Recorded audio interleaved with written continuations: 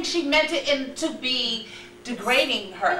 You know, she asked her to come. She wanted to say, this is one of my VIP. You know, I think she made a mistake and said Miss America instead of Miss USA. Yeah, it was a mistake. The thing about that is, though, leave it alone. Did you see when it went to the Willa and how she kept, I mean, like, she's trying to be relevant. She's trying to find something, I guess, to kind of keep her in the front. She kept bringing it up. Kenya was trying to sort of leave it alone.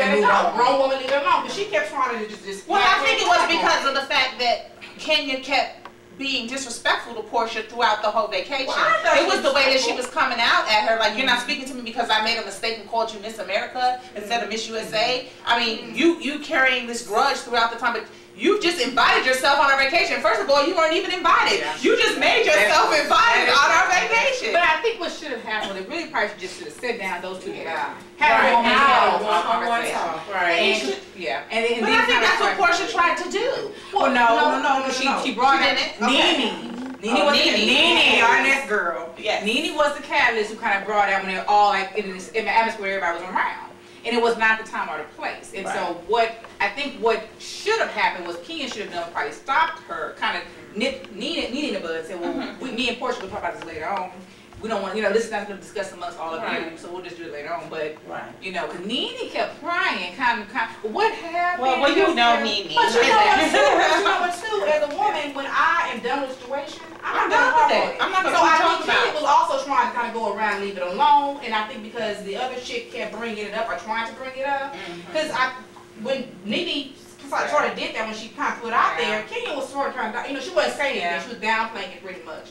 And then she just kind of went in and jumped in and whatever else. And so I was like, the other girl, if she's not giving you attention, move on. And as a woman, if I don't like you, I can be in the same room with you, I can be cordial to you. But that's just it. You know, I don't have to have a whole conversation. We don't have to be buddies and friends. Exactly. I feel like because of her age, she keeps trying to roll with it and kind of bring it up every time they're in the room. You don't have to do that. And her husband was trying to help her and address her and tell her, leave it alone. You don't, you have to do, let's keep moving. That's how I feel about that, but let's talk about that all night. Next dish number 2, American Idol. For reality TV.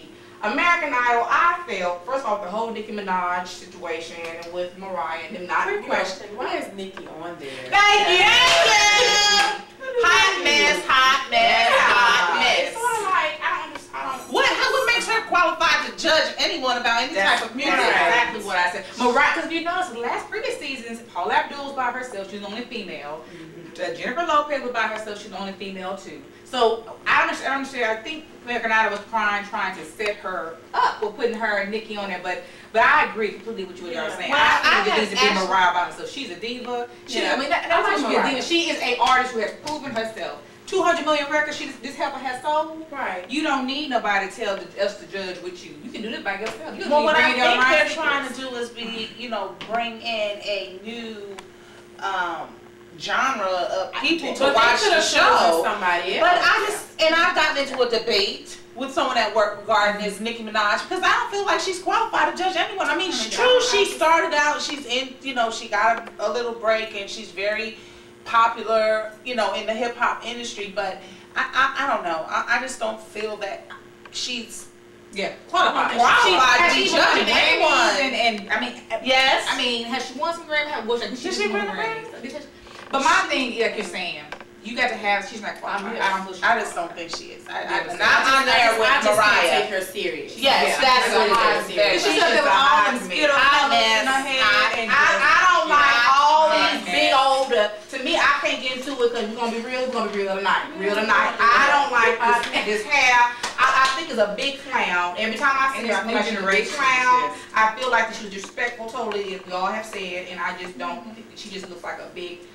And she's a beautiful woman. I don't know. She's a beautiful woman. Why do you have all the bleachers? How old is she? She's 27. She's 27. I'm not sure. She's about her early 30s. She just shut up. And even we saw on that Wednesday, she was trying to be the center of attention. I felt, and she tried to just take hold of everything. And I felt really that it was just.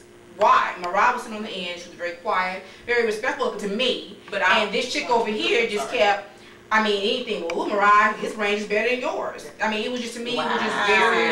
But I think though, Mariah should have solved that and caught that she's older, and so she should have kind of been like, okay, if she knew going in that she wanted to be the only one, then maybe she probably should just backed out of it. And said, but I know that's, but for me, I had discussions with a friend too, and he was like, you gonna walk away from $18 million? I mean, that's just easy money for her, but at the same time. I think she was trying to be diplomatic, thinking that maybe she can teach her something, they can learn something from each other. However, you know, we have to go and watch the rest of the season and see what happens. Maybe they'll be able to, you know, come to some type of term. I don't know. I feel sorry for Keith.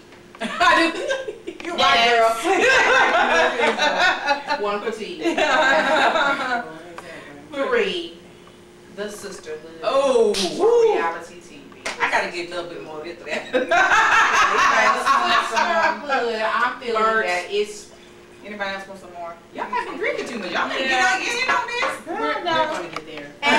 We gotta get past the sisterhood first. As you know, we're all Christians and everything, and it's wonderful. But I just. Does anybody know the topic? What the show's about? I know what the show's about. Go. It's a show that they just put on TLC. Comes on, I think, Tuesday evening. About women who are pastor wives. Fake pastor wives. Well, yes, and then it's about their different challenges and what they experience by being in the ministry and, you know, being saved and what they're going through. And I just found it. I was just floored when I watched the second episode. I missed the first one, but just their whole character, the meaning of how it's put together. Because I was expecting more. I missed the second one, but I did see part of the first one. And the first part that I saw of it, it made me really, it just, to me, this is my personal opinion, Nicole. Yeah, but it's all my opinions. So, Speak freely. It just seemed like they were being so disrespectful to a preacher's wife. Okay. I know women who are preachers' wives and the things that they do and they have to accomplish and the trials that they go through being that, they seem to just talk so much and fight amongst themselves that I just thought it was going to be... I was basketball wives. Yes. Basketball wives. The one who got I don't even remember the lady's name. Dominique, the one with the short hair, the bob, Right, she's recovering crack addict. Right, there you go. Yes, she confessed that she was on crack and she has been on her own since she was 13 years old. It was a show that actually made. Right, that was her. Now she has a boutique, and I think she's trying to do the positive thing. But her and her husband just lost their church, and she's struggling. She pawned her ring. Okay, that was why I was like, I was in tears when she did that. I was in tears. I was. So she was mad that she had to pawn her ring. She had to pawn now, which ring did she pawn her wedding ring? She pawned her wedding ring. I thought she was divorced. The was going up to the place to pawn the ring. I was like, what? Who does this? Yeah. Oh, wow. I thought she was divorced, was pawning her ex-husband. No, this is her. Oh. Well, it said it was, I think, what do you call it? Former lady, first lady, whatever it is. Oh, yeah, it does have former first lady. Former first lady. And then you have the interracial couple who seem to, you know, keep talking about them being Jewish and that they're not white, they're Jewish. And I thought that white people were Jewish. And I know there are black people that are Jewish too, but they keep dwelling on him being Jewish. And I'm just trying to understand what that's all about. But anyway, they got kicked out of the church, the last church that they were at. Right. Do you know why? We don't. They haven't said. And then they came here for 2 to 3 months, and then they were asked and relieved from that church. So now they're not in the church. But she's very much into fitness and working out every day. And her kids are trying to find their identity. Or should they be black or should they be Jewish? But they're Jewish, black American. So they keep hitting that. Yes, they keep doing the Jewish. Wow. And then it's another couple, Monia, that just had a baby. Okay. Is that the one who's an ex-escape member? She's on escape. She claimed she was an ex-escape member. That's the ex-escape member. Yes, and that's when they came from Candy came out and said that she was not. I was like, no, because I don't remember. I remember she said it. I had she said she was in the group. Really? Yes. So I missed that. BT had a little show in them like before they were on there or whatever, but it big. And I think maybe she was one Dakota or something like that. Did she replace Tasha or Tasha was at the Dakota? No. I don't know. Excuse me. I'm not positive if she was on there, but she stated that she was part of it. I think Candy came out and said she wasn't. She really was. She wasn't part of the group. That's what she said. I was like, I remember it was Tasha. Research that. What you call it? Can I get a toast? Okay, sure. We toasted Candy making $35 million to share. And she's engaged. Yes. So congratulations, Candy. I didn't mean to go. Must be nice. Sisterhood back to Atlanta. That's all right. Was the Candy coated nice? Yes. $35 million. Coated nice. Yes. So you know anything's possible, ladies. Anything's possible. That is true. Okay. Well, sister wives. there's another mismatch. You know, TLC, T-Boss has her show. T-Boss has her show. It's so sad. It really, it touched my spirit. Because I didn't realize she had been through so much. I mean, the brain tumor and having to learn to walk, talk, do everything all over again. And she's 30, in her late 30s, and she's trying to come back. And I think she really, because I was a big fan of TLC. Yeah, I like TLC. Okay, she's 42. And I was a big fan of TLC. I think we all grew up in that. She's 42? She's 42. The hell is good. Oh, wow. Yeah. But I think, you know, it's just interesting seeing her time and where she's trying to go. And I think she wants to really go on her own. But, you know, I'm a big fan of TLC. And I know when Left Eye passed away a couple of years ago, it was hard for them. And they never replaced, and I respect them for that. Shirley still wants to be a part of the group.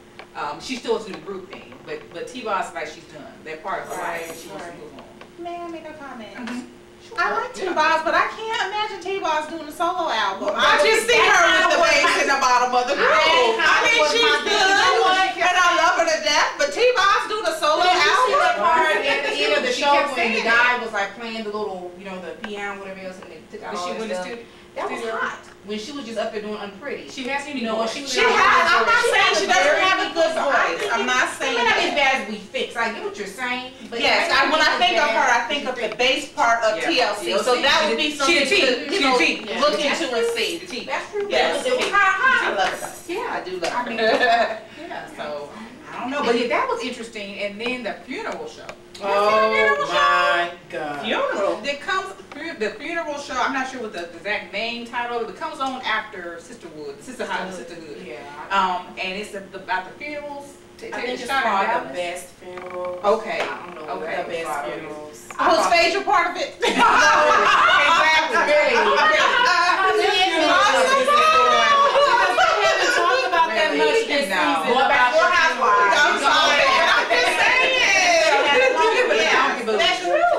But the funeral show, I was kind of taken, because I've heard it's been so much on Twitter, Facebook media, social media about this show.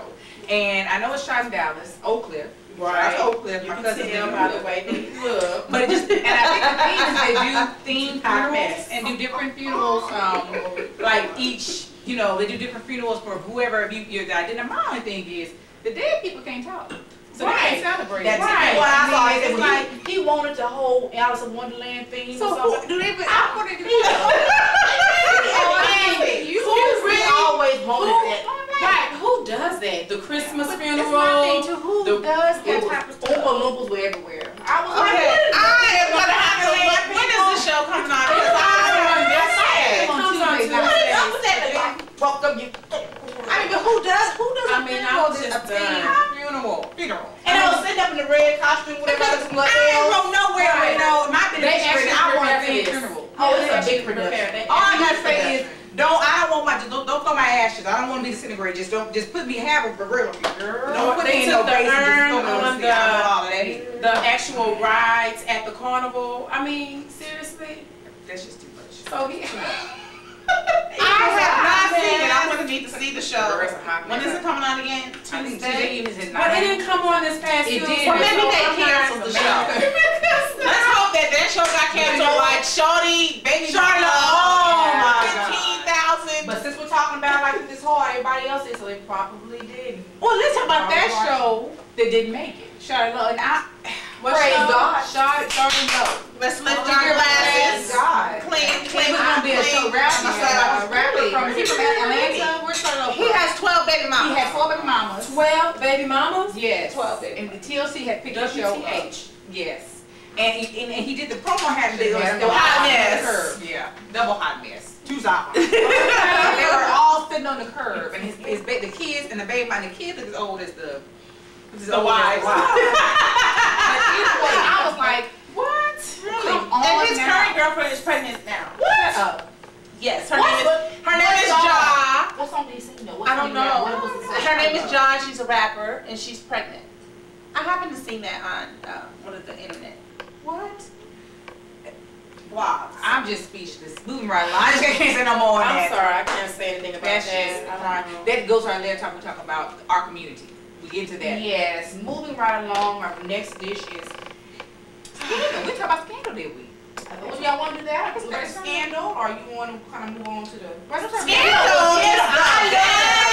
Show. Okay, we on the Scandal then. Get like. Don't you know what? I was afraid because I felt that people would not want to see, 2012, but still, people would not want to see that African American woman in the lead role. A powerful African American woman, educated, yes, smart, intelligent, beautiful. The white man who runs the country, pretty much. Yeah. I'm like, who wants to see that? I'm sorry, but apparently everybody in America wants to see because that. it's real and it's happening. Because, but I was. What's the premise for the show? I know it, but let's go back to what's the show about? Scandal basically is about I think she was like a former, she worked for the White House. She's a fixer. Oh, is like that? She's a fixer. Like that. And what she does is all the people who are prominent, any politicians, you have governors, anyone, she comes in and cleans up any damage. She does damage control. If it's the husband got a woman pregnant, or the son got caught drinking and driving, or whatever's going on, she steps in and cleans it up and takes care of everything in the back. And actually, it's based on a woman that's really real life, exactly, a fixer in Washington, in the White House. Yes, for President Clinton. And Clinton too, the first Bush too. Because she handled the Monica Lewinsky scandal she sure did. that was supposed to be going on. And she worked for Daddy Bush too. She worked for yeah. So she is well known. So I know she's been very busy if you deal with the Bushes because they were hot mess. Yeah. And then Hot mess. And then Shonda Rhimes picked the show up, the writer for Grey's Anatomy. She picked it up, and she's bad. She wrote it, right? She wrote it. Yeah, she wrote the show. So she picked it up and interviewed and got some ideas from her, the real life. And what's her real life? I know Olivia Pope is the name of the character of the show. I can't think of real life. Because she's based on a real character. Yeah, my bad. Sorry. See her face. Real character. But anyway, that's the premise for the show. So I love it. But I can't wait. I think Kerry Washington is perfect for the role. I think they actually picked the right actress to play the role. I'm trying to think who else could have pulled it off in Hollywood. It's an African American woman, but she does an excellent job each week, and she pulls you in the way they pull you in and they fix it and draw. I like how she's so vulnerable as a woman. Yeah. She's strong in her personal life, in her professional life, and she has it all together. And then the next minute she's like in love with this man that's married, and she can't stop it, and she's trying to put it behind. I just love that part about her. And I think I found myself kind of drawn and kind of really feeling bad because like it's the first time I'm rooting for the hoe. Because it's kind of what she is, she's a hoe. She's a hoe. You know what I mean? She is not. Okay. Well, the first time. She is what it is. She a hoe. I'll just say, Lord. But she, because really, we live like we all are. She falls in the man's wife's face. She goes to watch what the man does. I mean, that's a bad thing. She's gangster though. She's keeping it real. And the wife is hugging the bitch and everything. Excuse my French, y'all. Okay, can I just say something though? But if it was you, what would she be to you? A hoe. A hoe is your husband. You don't want that. A hoe. But she's not talking about that though, because I'm not the woman, like the first lady, whatever. I understand that, but I'm just saying, as a fan of the show, I'm gonna give her the lead right and say that it's proper. I'm not saying that maybe you don't want to call her that. Okay, let's change the word. A garden too. That's what you said, Ms. Coco. Well, really, the relationship between, I'm not going to say that it's a bad whatever. I'm not going to say she's right. But it's not like him and his wife. We all know how those political relationships kind of support. Well, he asked for a divorce. So there we go. So I'm like, really should love his life. Come on, y'all. Give him a I know it's you know it anyway. Because I'm saying, like girl, he be like, ooh, throwing her against the wall. I be like, too hot. As a fan, I'm like, ooh, that's so ugly. He just be just. But yeah, in the back of my mind, she get her down in the woods at Camp David. Y'all want to be a hoe, we'll let her be the hoe. Secret Service man is setting it up. I just like it, so I I love her. This she got a black man that wanted to. You know she just let the black dude right. I love what she did. She said, "Here to go." You can go ahead on the hip. She just looked at it. She didn't say anything. You are not the one. But he did ask to marry her, so we'll see what happens. We want to pray ring episode. Yes, that is so good with reality. Scandal. We just plugged it. ABC Thursday evenings 9 o'clock. That's where it is. Everybody's there. So. Oh, so what's the next topic? What's the next thing? In the 2013 is the MLK a failed dream. Oh, so well, because then I'm sorry, is the MLK is his dream. But what's going on? Martin Luther King is his dream. Okay, but what's on Monday? What's on Monday? What's on Monday? What's this Monday about? Inauguration. Well, it's MLK holiday. So this leads into the time. Leads into that. So it just working with it all together. Because, you know, wonderfully we have our first African American. We have our first, I guess, what was it, colored, or what you want to say, when you say? But what's the man? Black man. Well, that's not how he always says. What he wants to say? He's a black man. Let's say man of color. Man of color. Man of color. In the White House. In the White House. That's not what he always being political correct. African American. We know that he's African American. That's not what that's not what I think he even says about himself. He did. He's from like everybody. Black enterprise. Yes, he's not really.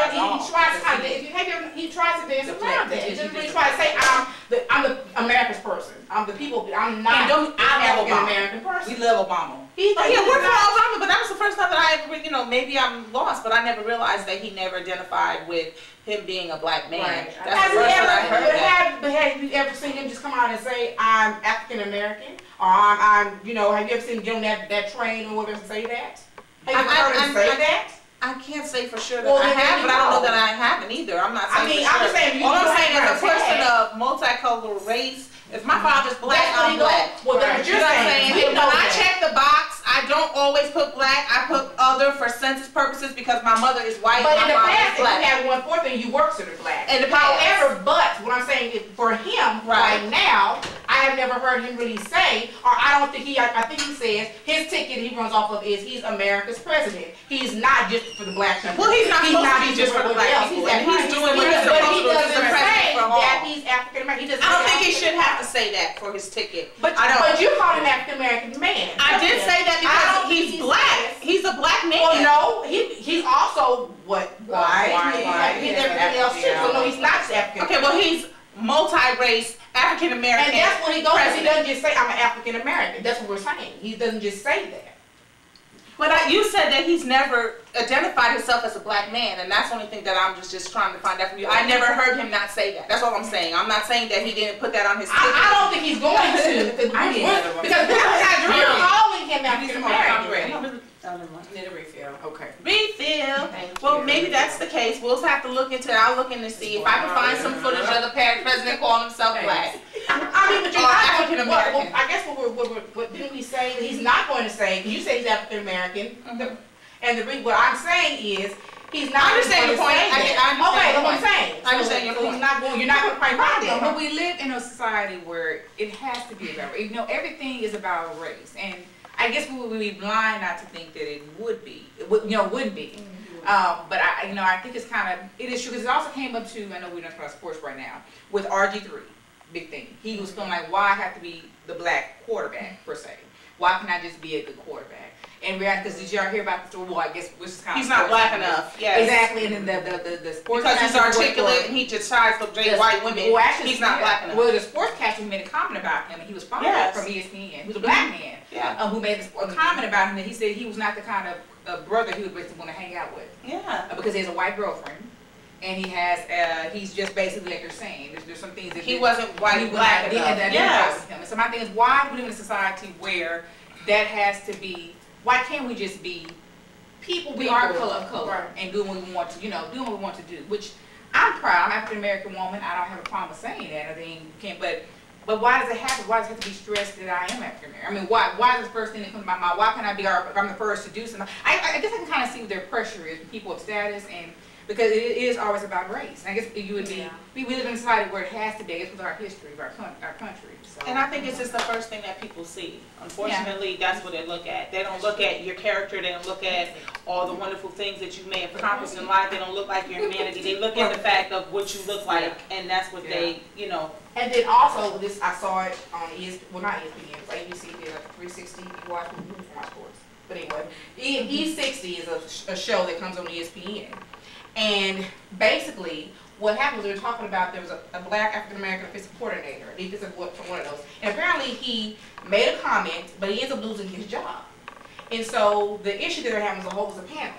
And of course they put every black show on, around this time or whatever else. But anyway, it was a panel discussion because basically They wanted him to say, because when Rex Ryan, he's a defensive coordinator for got fired.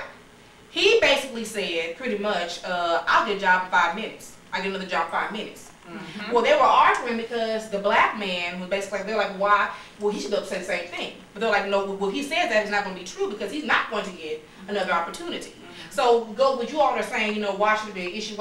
We're still having a problem with, you know, we're having a problem with the color thing. Why is okay? Because I think he got fired. First of all, the problem with getting fired. Why was he fired? You know, they can't figure that out either. Why was he fired? Well, then you go into, you know, why he was fired, then pretty much, I mean, he can't say the same thing the white man can say. They're pretty much saying and get another job. You know, he can't say that pretty much. But why was he fired? And but the other man basically said, I can get a job, I'll get a job, 5 minutes, I'll have another job. They were saying, well, if this black man has said that, you know, been a whole whatever else, because he's probably will never get another job in the NFL, pretty much. He's not. And they're talking about the problems they're having still having with having head coaches in the NFL. And pretty much, you know, just pretty much with the problem they're having. Yes. So I mean, that goes back to our point we made about where are we, the dream, MLK dream. How far are we from? Have we achieved it yet? Yeah. Are we there? Have we made it to the mountaintop? Or do we still have a ways to go, or improve in our race, I think for what Martin Luther King stood for, I feel that we've achieved part of the dream. I think that he would be happy at what we've accomplished, but we have so much further to go. There's so much that we need to do in our own communities and amongst ourselves to make it such a better thing. As well, and being able, like you said, for it not only to be about race all the time. That is a sensitive issue, I think, across the country for everyone. You have, you know, immigration, you have people, even like Hispanics and Chinese and other people, they still feel some type of prejudice. And it's not only just because of, you know, African Americans. I mean, they feel a certain way against, you know, how many Mexicans really like black people? You know, how many Chinese would be comfortable if a woman, if their daughter or son came in with a black man or a black, so it's not just white and black, it's just everybody. We just have to learn, what is it, can we all just get along, you know? I think we've accomplished some, but I think we have a long way to go, a long way to go. What do you think, Coco? And I think that, y'all know Cornell X? Oh, yes. He was talking to some guy, I guess that white guy or whatever, they had a debate about, you know how they are, after the shooting, the shooting, how everything has blown up, that they want to, you know, stand the ground law. Right, but when, you know, Holly guy? No, but what I'm trying to say is that, you know how, like, I'm sorry, my nerves is kicking in. We all have so you're good talking. What I'm trying to say is, you know how, you know, what's the little boy that got Trayvon? Yes, Trayvon. How the issue that they're having, that he's having, is that where was all of this talk about when that happened? You know, right? Nothing happened with him, but all of a sudden that the incident that happened with Connecticut, we wanted to bring in guns and you know the gun control. Because in Chicago, they have high rates of that every weekend. And they don't want to. Southside Chicago's predominantly African American. Right. Yes, Chicago's a very, very dangerous place to go right now. I've been up there before and it was nice. We went to great other. Yes, but lately, but it's been like just shooting at the shooting, and these are kids of color. They have a law made up, and I was like, well, do you make laws of little African American children? Right. But it wasn't so controversial. I mean, it wasn't like it was, you know, when that happened. Now it's like, now that the incident has happened, everyone is. Do y'all think we had like a community forum or something where we could discuss, you know, amongst, so there's so much of our community to talk about, you know, just relationships, you know, how can we, because it's not going to be better than back in the 60s, the African American community more, and I guess we had to prove ourselves more. You know, we had the civil rights movement, we had more things, we had more leaders too in our community that were standing out too as well. But I think we've gone away from some of our values. We're far away from there. I mean, now, like in the classroom, I was an educator.